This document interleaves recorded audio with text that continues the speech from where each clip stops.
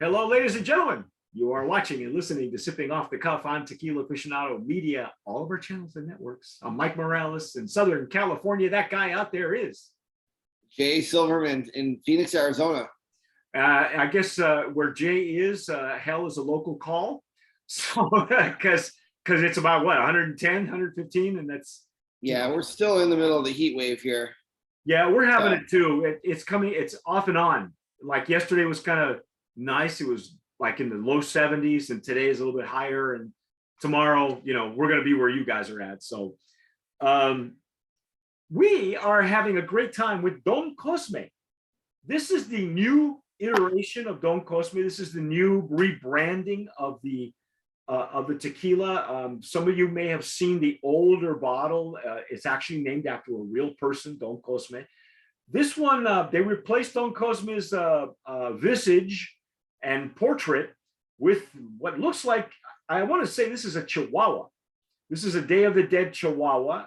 I love what they did with the ears. I love the ears being the piñas. That's really cool. All the different flavor profiles in the Chihuahua's anatomy. Yeah, it's really cool. It's really interesting, actually. It's kind of fun. Well, I said to Jay when we looked at the Blanco, I said, it reminds me of the logo for Suerte. You see those caramels in there and the vanilla? Yeah, Suerte had all the symbolic lucky symbols within the wrap. Trippy, actually. Yeah, because it's got lungs. It's got what pear? I think in the Blanco, the pears were the lungs, and it was, I don't know, it's a little creepy, but not bad. I like it. It's interesting. It's trippy, but it's got the chocolate in there, the caramel, and the vanilla just kind of floating around inside. Yeah, vanilla's in his throat, I think, and I don't know. It's got apple and orange. It looks like. Inspired by Aztecs. Let's dive in and see if it's actually got any of that, because if it does, that's great. Huh. The Don Cosme Flavor Dog. The flavor dog. The unique notes and aromas. I'm gonna legend of the agaves, dating back to the Aztecs. That's the story, and they're sticking to it. Okay, I got bubbles. I got canine companions. I'm sorry. I'm still fascinated with the logo. There's a lot to take in there. You have these beautiful tasting notes. There are drawings on there. There's a picture, another drawing of a humidor on the back. We have the distillation and fermentation process, along with the aging process, detailed on the. Look at all the flavors. I mean, it's a really, they took their time. I'm sure they were waiting for those labels for a while. I imagine they ordered them and then it came out a year later, right? Well, yeah, because the pandemic. If I'm not mistaken, they rebranded during 2020 when everything was stopped. Everything came to a halt. And I mean, we've waited a couple of years to get these. Okay, folks. And I mean, there's a lot to be said for this label, though. I would definitely say it's a brand of promise as far as packaging. Yeah. In my opinion, they did a great job. We'll see what the flavor dog has to say. The flavor dog. Real world flavor profile. Is that what they're calling him? I'm intrigued. I'm intrigued. Yeah. Are they calling him the flavor dog? Sure are. Yeah. Love it. He's the keeper of the flavors. Okay. I got a sealed lid here. I'm gonna crack that open and get ready because I'm falling behind here, Mike. I was fascinated. Well, I just poured mine in a Stazo Jarrito that I normally use for mezcal, but I like using them for reposados just because, especially since the Blanco had a problem, had a little bit of a problem aerating. It took a while for it to bloom. But as you can see, it looks darker in the bottle than it does in your glass, and that's got to be because of the the branding and the labels and the colors and all that. Yeah, but I did get lingering bubbles when I poured it. It's hard to find, with the way things get delayed these days. Hard to believe they still were able to get this nice bubbled glass. Because glass is the glass shortages. Have you heard about those, right? Oh yeah, every brand has got glass shortages right now.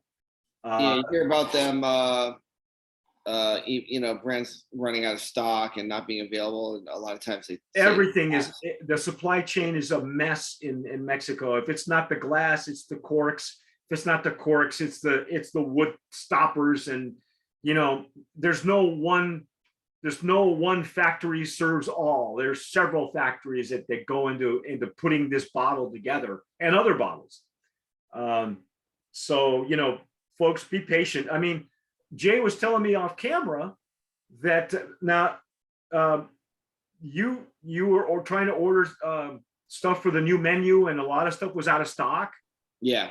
So, you know, America is still drinking, and they're still drinking the good stuff. Well, the other interesting thing I was trying to mention was that tequila and mezcal sales are really rising still, as they have been for the last 15 years. And at this point, it's like catching up with whiskey in America. That's according to Business Week. That I just noticed that article today. I thought it was intriguing. And yeah, it's making the rounds, certainly, that notion. Now, the legs and tears, look at that. The legs and tears on this one are much thicker than they were on the Blanco. And that's got to be due to the wood, I'm sure. Mm. How's your color on your glass? It's a lot lighter than I thought it I'm was. not seeing, I don't feel or see as much of the viscosity as I thought I would. It seems to be, let's see, maybe I'm just not noticing it, but the color is nice and it seems very natural, you know, like, this is what kind of oak? American oak, I guess. Yeah, but tell me what you get on the nose, please. See. I'm shaking my head. Let's see here. Okay, there's plenty of alcohol down at the bottom of the glass where it belongs. Get a little sugar.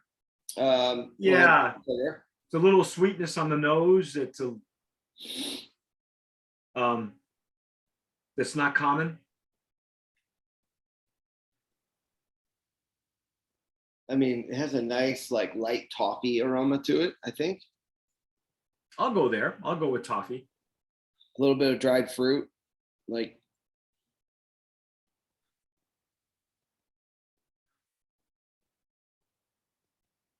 It's actually really got a nice aroma.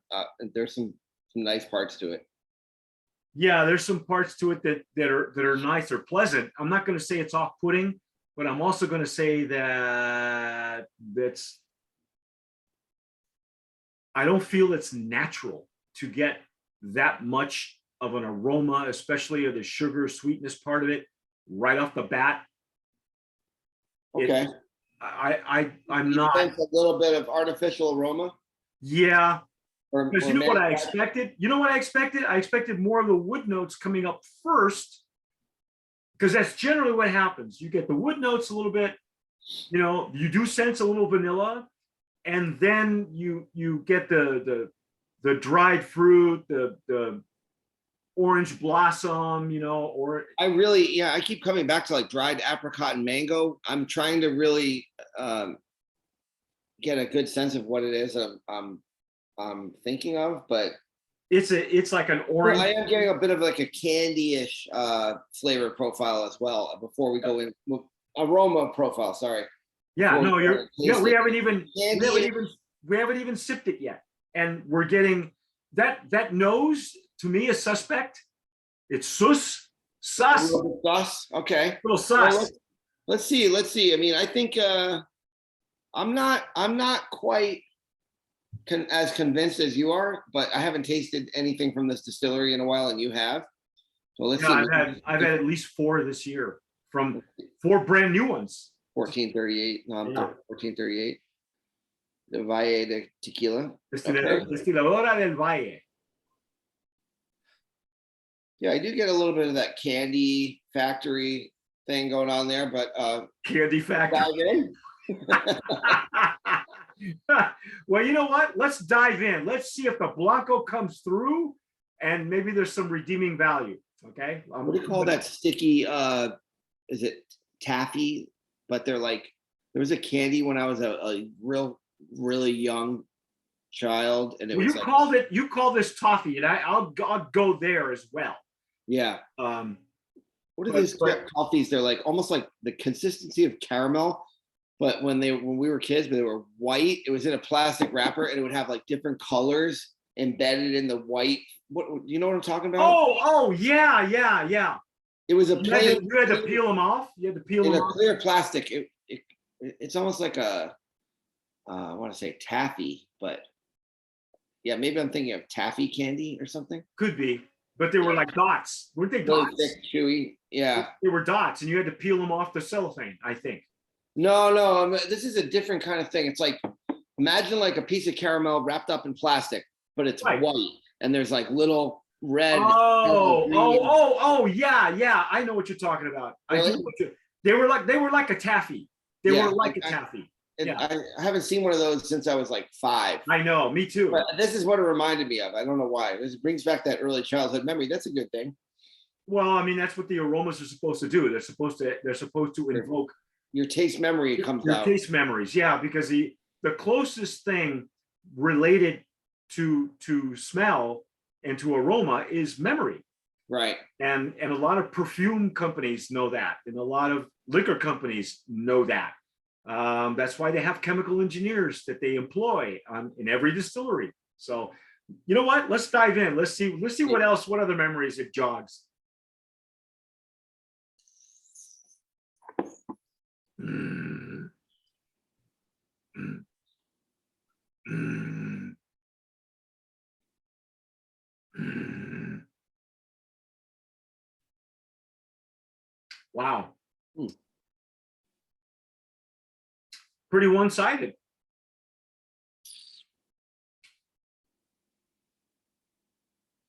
Go